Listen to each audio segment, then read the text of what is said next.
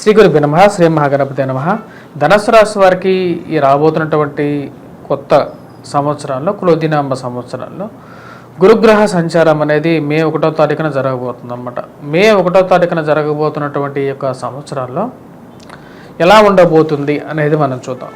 గురువు పంచమంలో ఉన్నప్పుడు ధనుసు రాశి వారికి అత్యంత యోగకారకుడు అన్నమాట. రేపు మే 1వ తారీఖు నుంచి గురువు పంచమం నుంచి షష్టమంలోకి మారబోతున్నాడు.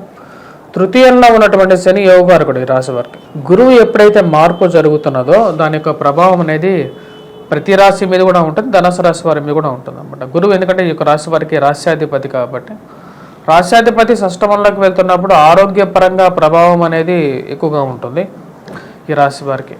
ముఖ్యంగా ఈ రాశి వారికి కొద్దిగా జాగ్రత్తలు కూడా తీసుకోవాలి. గత సంవత్సరంలో ధనుసు రాశి వారికి ఎలాగైతే యోగ్యాన్ని ఇచ్చారో, శని తృతీయంలో యోగ్యాన్ని ఇచ్చాడు, అదేవిధంగా పంచమంలో వచ్చేటప్పటికి గురువు కూడా యోగ్యాన్ని ఇచ్చాడు. గురువు యోగ్యాన్ని ఇచ్చినప్పుడు గురువు తర్వాత షష్టంలోకి వెళ్తున్నప్పుడు, పంచమం నుంచి షష్టంలోకి వెళ్తున్నప్పుడు అనుకూలమైనటువంటి ఫలితాలు కన్నా కొంచెం ప్రతికూలమైనటువంటి ఫలితాలు ఎక్కువగా వచ్చే విధంగా ఉంది. ముఖ్యంగా ఈ రాశివారు ఆరోగ్యపరంగా తగు జాగ్రత్తలు తీసుకోవాల్సినటువంటి ముఖ్యమైనటువంటి సూచన. అదేవిధంగా చతుర్థంలో ఎప్పుడైతే చతుర్థాధిపతి షష్టమంలోకి వెళ్తున్నప్పుడు గృహంలో, సొంత గృహంలో, వాహనాల్లో యోగాన్ని తగ్గించే విధంగా ఉంటాడు. గృహవారు కొనుగోలు సంబంధితమైన విషయాలు ఆల్రెడీ ఎగ్జిస్టింగ్ హౌస్లో కూడా కొన్ని ప్రతిబంధకాలను కలిగించే విధంగా ఉంటాడు అన్నమాట. ముఖ్యంగా వైవాహిక జీవితంలో కొన్ని కష్టాలని, ఇంట్లో ఎప్పుడు ఏదో ఒక ప్రాబ్లాన్ని క్రియేట్ చేసే విధంగా ఉంటాడు కాబట్టి ఆ యొక్క విషయంలో తగు జాగ్రత్తలు తీసుకోండి.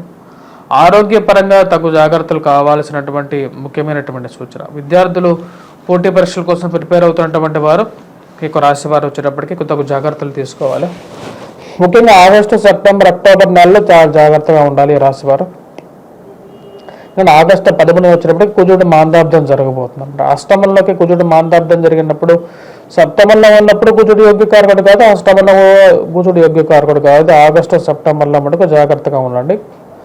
అదేవిధంగా గురువు షష్టమంలోకి సంచారం చేస్తున్నప్పుడు కూడా కొద్దిగా ప్రతిబంధకంగా ఉంటుంది అన్నమాట. అంటే ఇప్పుడు ఓన్ హౌస్లో లార్డ్ అయినప్పుడు ఎప్పుడైతే షష్టమంలోకి వెళ్తాడో ఆరోగ్యపరంగా ప్రభావితం చూపించగలుగుతాడు. వైవాహిక జీవితంలో కూడా ఉంటుంది. నూతన వివాహ ప్రయత్న సంబంధితమైన విషయాల్లో అంత సానుకూల పడవు, ఎక్కువగా డ్రాగ్ చేసే విధంగా ఉంటుంది. కాకపోతే రాశి వారికి తృతీయంలో వచ్చేటప్పటికి శని మంచి స్థానంలో ఉన్నాడు.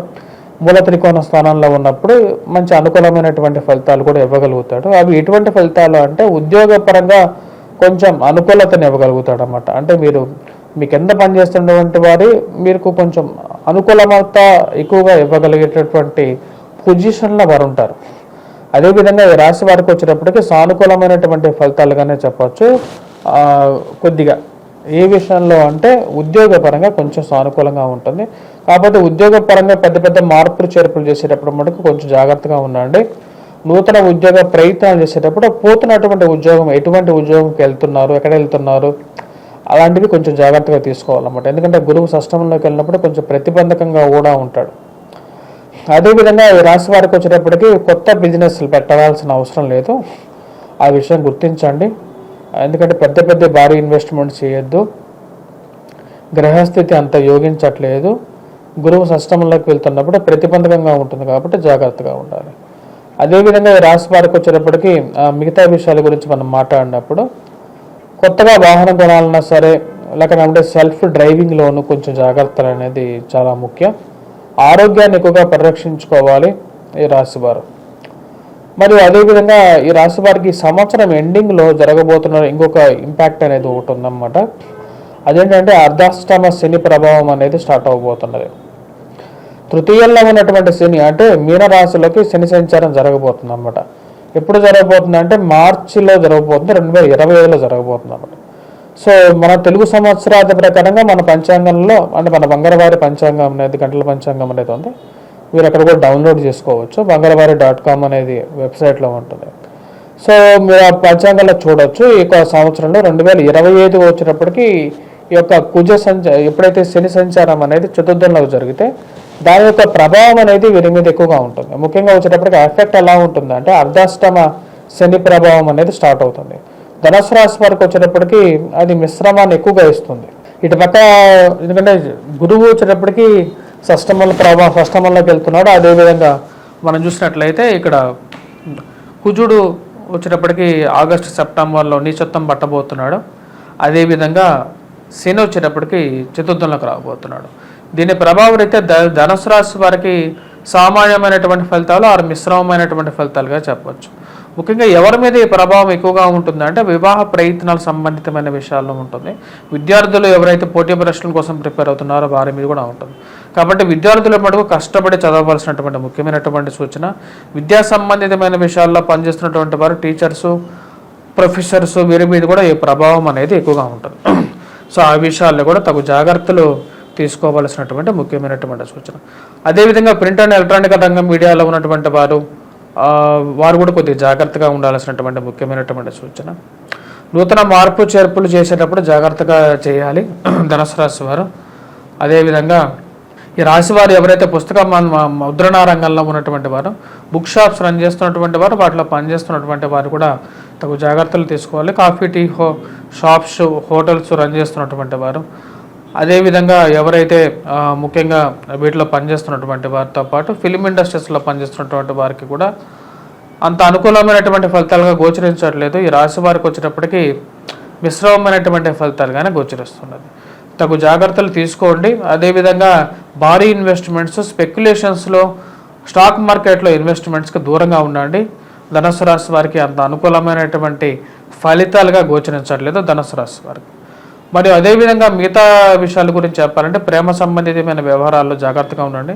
దొంగ స్వామీజీలను నమ్మి మోసపోవటానికి ఆస్కారం అనేది ఈ సంవత్సరం ఎక్కువగా గోచరిస్తున్నది. తెలియని వాటిల్లో ఇన్వెస్ట్మెంట్స్ పెట్టద్దు.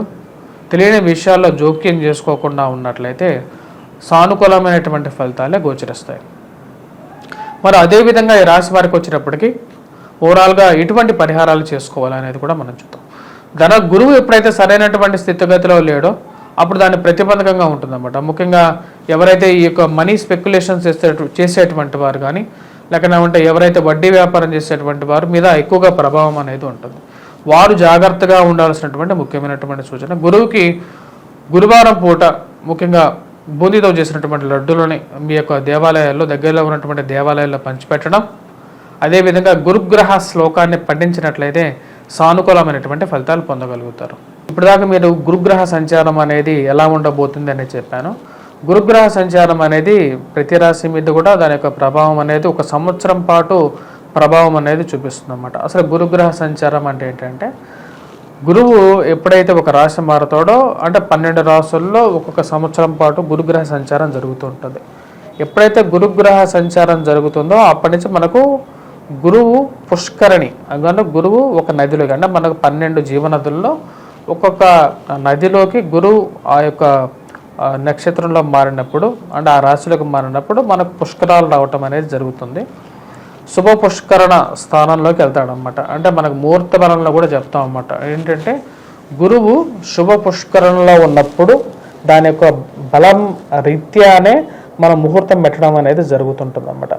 అదేవిధంగా మన జాతక రీత్యా కూడా, అంటే గోచార రీత్యా, జాతక రీత్యా కూడా గురువు యొక్క స్థానం అనేది వేరే విధంగా ఉంటుంది.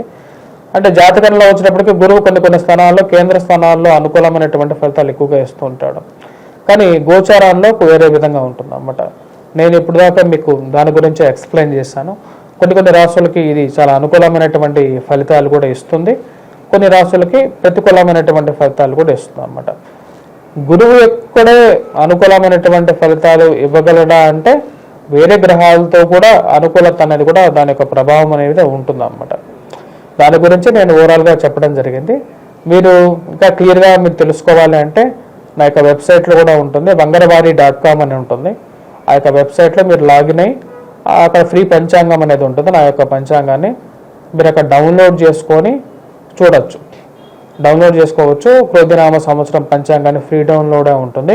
మీరు అక్కడ డౌన్లోడ్ చేసుకొని మీరు నా క్యాలెండర్ అన్ని డీటెయిల్స్ అన్నీ ఉంటాయి.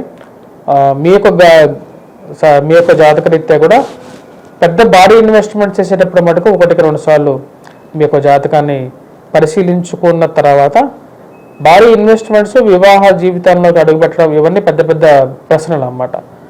ఈ యొక్క పెద్ద ప్రశ్నలకు వచ్చేటప్పటికి సమాధానం తీసుకునే ముందు ఒకసారి నన్ను కాకపోయినా సరే మీకు ఎవరైనా నచ్చినటువంటి జ్యోతిష్యుడిని మీరు ఆయన యొక్క సలహాలు తీసుకొని మీరు ముందుకు వెళ్ళినట్లయితే మీ జీవితంలో ఒక మంచి వెలుగు ఉంటుందని చెప్పి ఆశిస్తున్నాను. స్వస్తి. Please do subscribe and share.